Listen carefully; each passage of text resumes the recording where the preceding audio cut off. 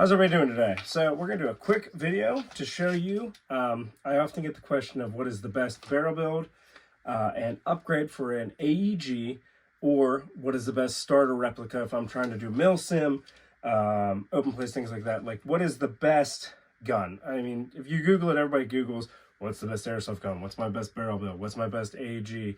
What's the best gears? What's the best gearbox? Et cetera, et cetera, et cetera. So we're going to focus on AEG for today. So what I'm going to go through here is this is an Elite Force Avalon.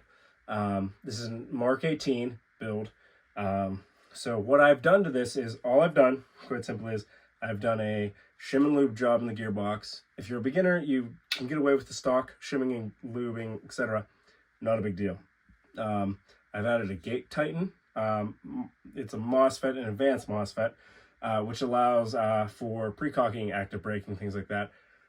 You don't need this out of the box. It just helps with a little bit of trigger response. The performance that I'm going to show you when the shooting happens here will not change with the gate tighten other than the trigger response. The distance will not change. So if you're getting into it, you don't necessarily need the gate tighten, but it really helps make it a little more snappy. And the nice thing is it removes the cutoff lever, which is for years been the main breaking point for a semi-auto build like Milsim. Typically you're not using full auto, so you will remove that. That is the one thing that would be an issue. So kind of cool. For this build, I'm running EPM1 magazines. You can run any magazines you like. The EPM ones and regular EPMs work really well with the VFC. This is a Vega Force company externals. Elite Force, what they do is, so you know, Elite Force is a brand that owns the rights to several different companies. H&K, they own D&D Rails, things like that. But what they do is they produce Vega Force company replicas to the state side. If you're in Europe, this may be different, but for the most part, this will not change for your sake. So all I've done here is I have then added an Action Army motor from Amped Airsoft, a Gate Titan, also from Amped Airsoft, and then a barrel build, which is a Elvish Tack barrel build. So all that is you actually can get them from, the barrel build would be from Amazon, but you can get the Elvish Tack R-Hop if you have a different barrel build from Amped. So what it is a 6.03 Japanese made inner barrel from Elvish Tack. They also R-Hop it, so what that means is they're gluing a patch into the window here for your hop, as opposed to the bucking being what hits your BB. And they also provide their own M-Num, which fits into most hop-ups. They have ProWin, they have VFC, they have Crytek. In this case, this is a stock Crytek you'll see here. There's a VFC in this, but this is just simply to show you. This is from another replica, as I like them a lot. So the M-Nub will go in, the stock arm works, no modification, and then they also provide a modify hard bucking for that as well. So that R-Hop build, kind of nice.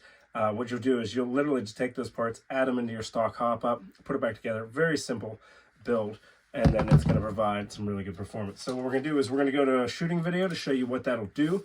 But as I said, if you're just starting out, you're going to look at that. A motor, this is an Action Army motor. Typically that's like $60 to $7. You can actually get a similar performance from, say, an SHS high torque. I believe Real Deal Airsoft does one too now, similar price point. But you do one of their high torque motors, that'll give you similar performance. Gate Titan, like I said, can be later, as the Avalons come with a MOSFET, just they do not have pre-cocking. Changes things a little bit, but not enough for if you're just starting out to matter. If you're a little more advanced, I would recommend the Titan or a per-in MOSFET, which will do the same thing. From there, then, the barrel build. The barrel build is key. If you're doing this, do barrel build first, motor, and then go from there. So what I'm going to do is I'll show you this performance. I'm going to use 0.28 gram BBs. This is going to crone at right around 1.4 joules, which will get you for most events. It's actually slightly lower than a lot of Milsims. But the nice thing with that is these gearboxes have a quick change spring. If you're more advanced, what you'll do is you'll take that gearbox out, pull that in, you can change the spring, and it'll up your FPS. So we'll go do a shooting video and see how that goes. All right, so for the shooting video here, we're going to show you, that's a close barn, but the far barn that you can see down there with the light, I like to do these at night because you can actually see the BBs shoot better. So that barn is about 260 feet away. Like I said, this is 1.4 joules with a Gate Titan, 0.28 gram BBs, and we'll see how he does here. Hold on.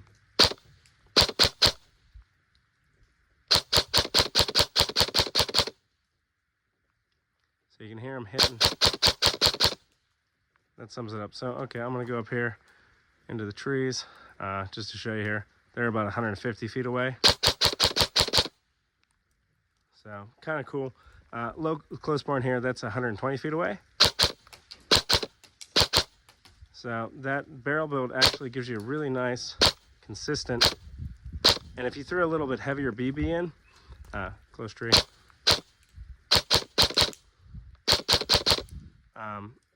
you'll get a little more range